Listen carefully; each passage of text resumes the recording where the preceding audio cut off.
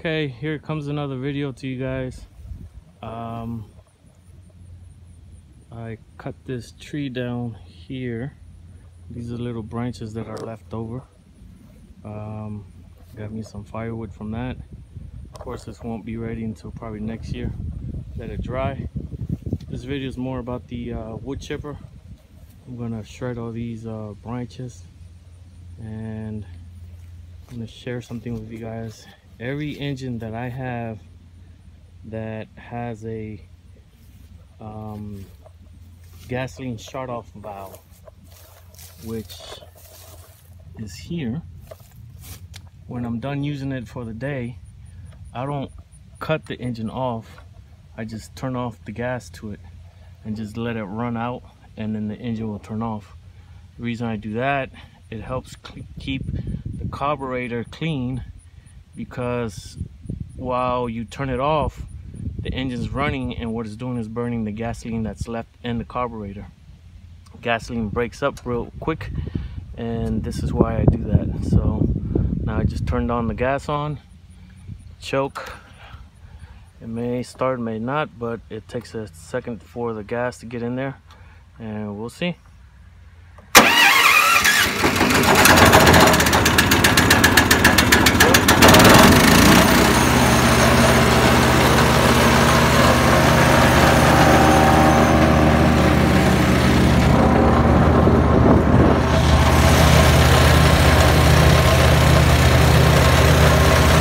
Trying to find a place where I can set you guys up and have a good view. Not being in your eyes.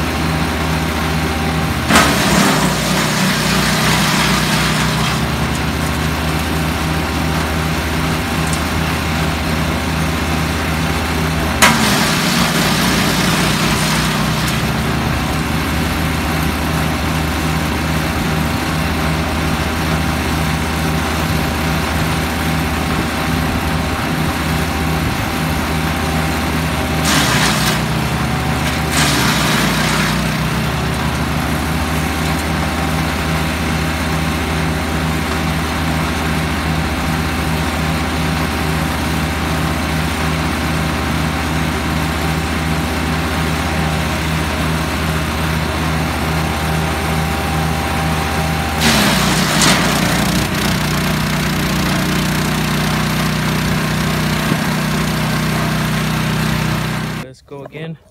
I gather all the branches closer to the machine, that way I don't have to walk back and forth as I'm doing this video for you. But let's get her started. This way you can have a bigger, wider angle of what I'm doing.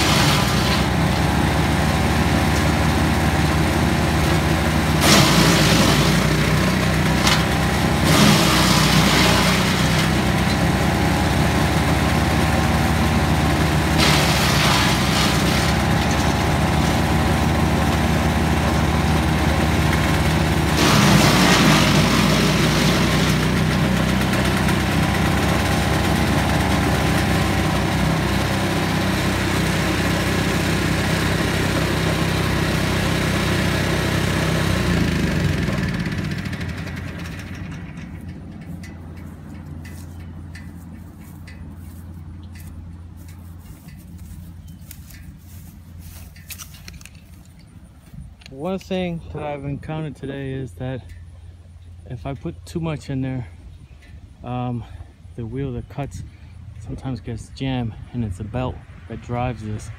So keep an eye out for that. Make sure it's clear of debris. So let me clean it up. Well, let me show you guys. Like I said, this might be a very long video. There's one screw I gotta take off, which is right there, and then I can take this whole chute off. So let me get the pliers.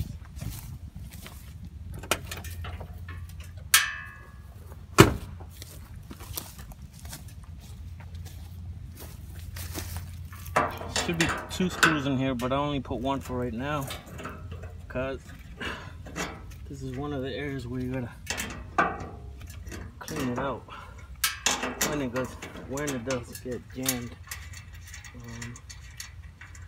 So just bear with me so you can have a real live look. And this slides up towards me. And this is the portion that does all the cutting. I'm gonna crank it, but hopefully it doesn't start. Well,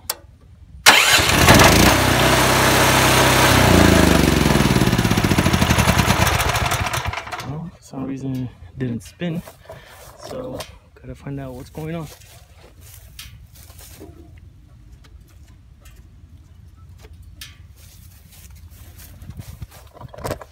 It doesn't spin.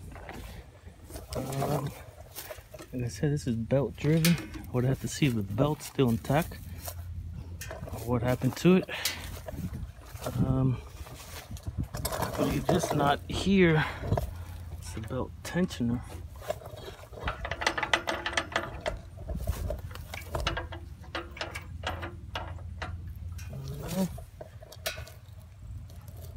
I'm not quite sure. Let me figure it out and then I'll explain to you guys what I did. Okay, a little bit of troubleshooting. When the engine runs, it turns here. There's a belt and it turns there and makes that turn. So when I turn the engine on, it did not turn there. And then through here, you can see the belt goes right there, which is not supposed to be like that. So I'm gonna take this off and find out why the belt came loose. And I'll do it here on camera so you guys can see. When things are going good, always something happens. Right. This way you get, it's the first time this happened, so can't complain.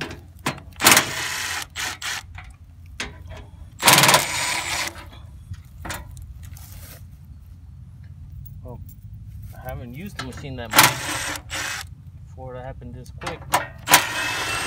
It's a little concerning. And again, that's why it's good to not to overfeed it and put too much wrenches at a time.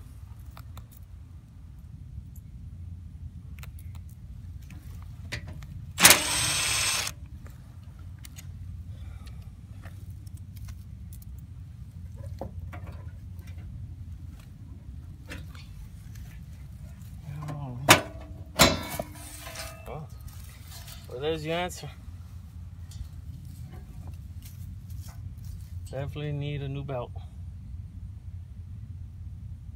That wasn't good. Definitely not good. I don't know why. Attention to, oh, well, there's the answer. I need 2 belts.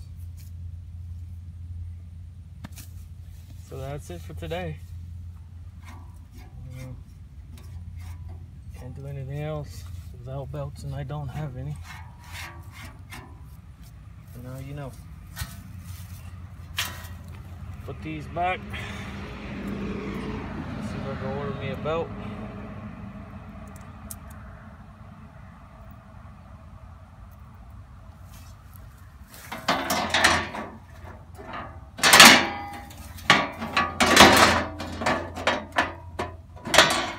Actually going to get 2 belts.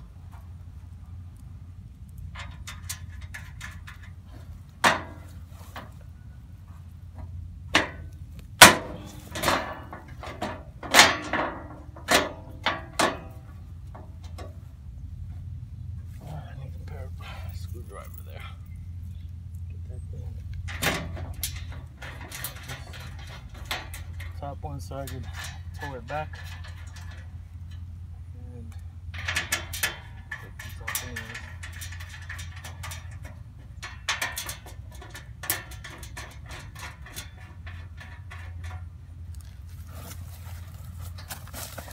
Okay, but now you see my problem.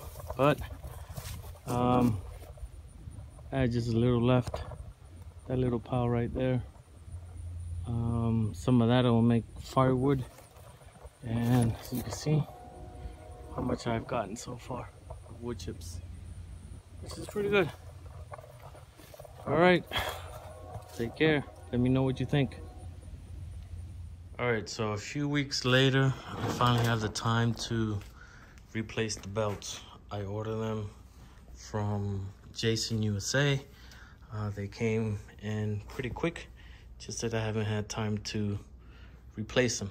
Now, to replace these belts, of course you got to move the whole engine this way so that you have enough space from both pulleys. In order to do that, and I'm not sure if I'm doing it right or not, but I had to loosen that one and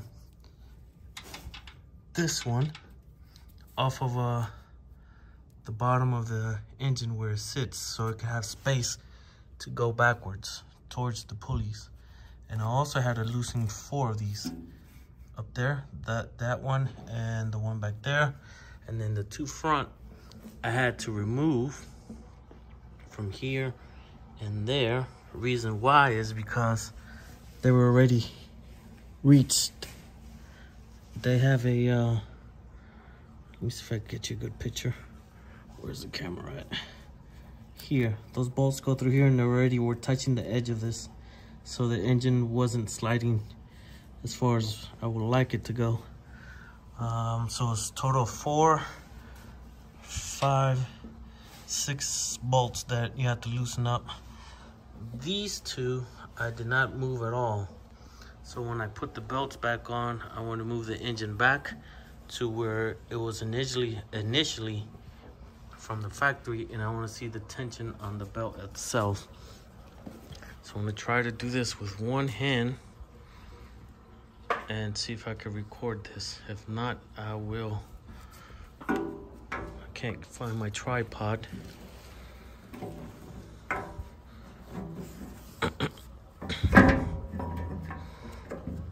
I'm not sure if I will need to loosen it up some more, and it looks like I might not need to. Oh, got my glove stuck in there. Okay, that's one with one hand, and here's the second one. I did ask them if they were the same belts, and they did say it was. So, there's a difference there.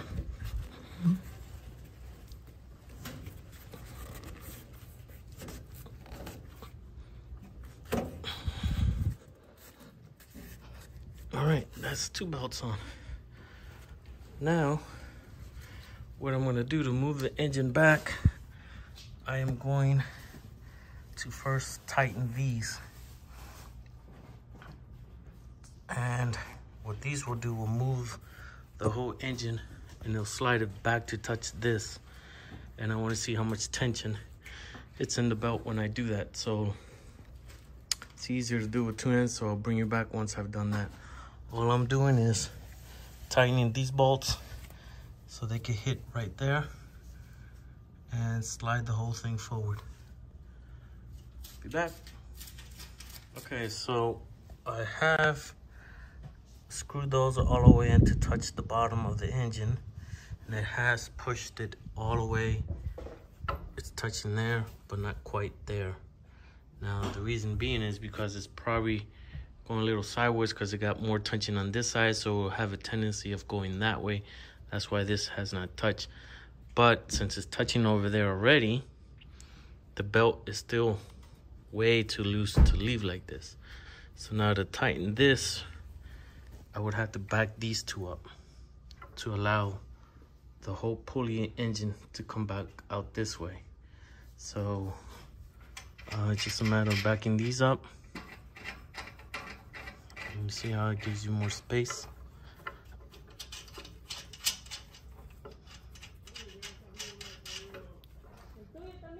That one's hand tight, so let me back it up and I'll get back to you.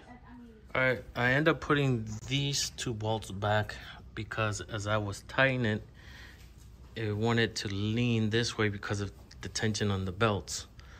But also, I was doing it wrong. I was screwing these in, those two main bolts, and pushing the engine this way, but this knob here, which goes through there, it's supposed to pull the engine.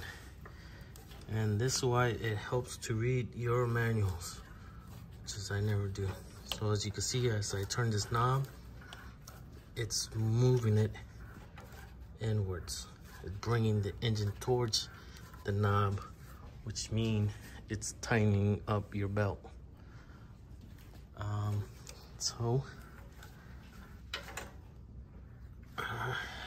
get as tight as I can. I asked the guy how tight does it needs to be. He said as long as this doesn't move, I think he said a ½ an inch, quarter inch, but I'm gonna just get it a little tighter than that. But this knob, it's helping to slide the engine back. I don't know if you'll be able to see it there. Maybe I move too much because I'm doing it all with one hand.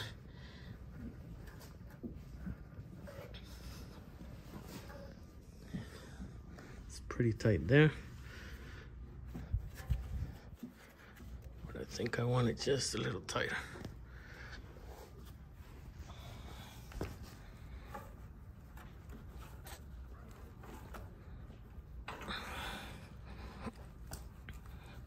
Just keep in mind, you always gotta have space here and there when you're turning this, or else it'll just hit the bolt and you won't be doing anything. So I'll back those up a little bit more and I'll tighten these more. It is really tight. I don't know if it's hand tight, but I got a tool there that will really tighten it up. Let me get it, because I'll show you this tool as well. All right, this is what I'm gonna use. It's just simple design. I'm gonna put it on that knob there and turn it and get these really tight. They're probably good there, but just gonna give it a little bit more. So let me see if I can set you guys over here. Of course, everything gets in the way when you're trying to do something. Oh no, I got it here. The way this works, get everything out the way. You slide this to open it. Put it there where you want to tighten it. And tight. I guess I gotta get it tight. You pull it here. This works great. Things like you have to hand tighten. How much I want to give it?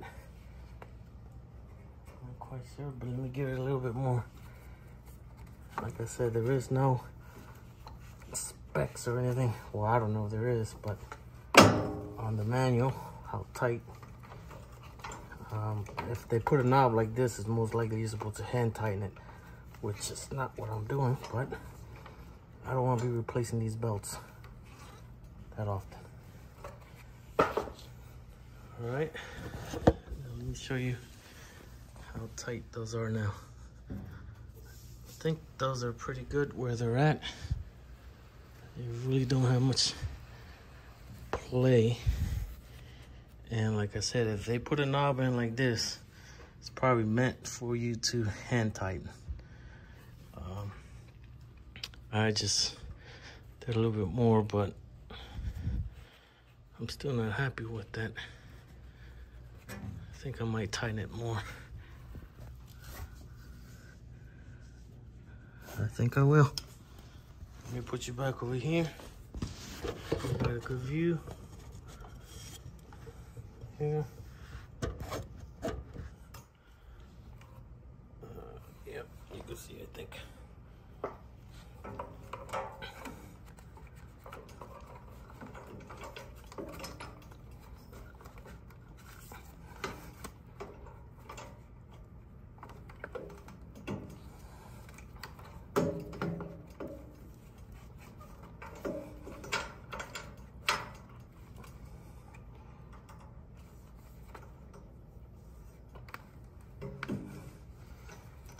I think that will do it. But like the guy told me on the phone, it's part of preventive maintenance, where I guess every time you use this, you're supposed to check your tension on your belts. So that being said, Jansen USA, when you guys see this video, you should make this a little bit more friendly to take off, where you don't need hand tools. 1, 2, 3, 4, 5, 6, 7, 8 bolts, 9 bolts to take out with a hand tool, versus if you could just figure something out without having to use 2 sets to take this cover off. That would help us a lot out here in the field. So that's how you replace 2 belts on Jansen GTS-1500-E. Hope you guys find this video useful. Like, subscribe, comment, let me know. What do you guys think? Thank you.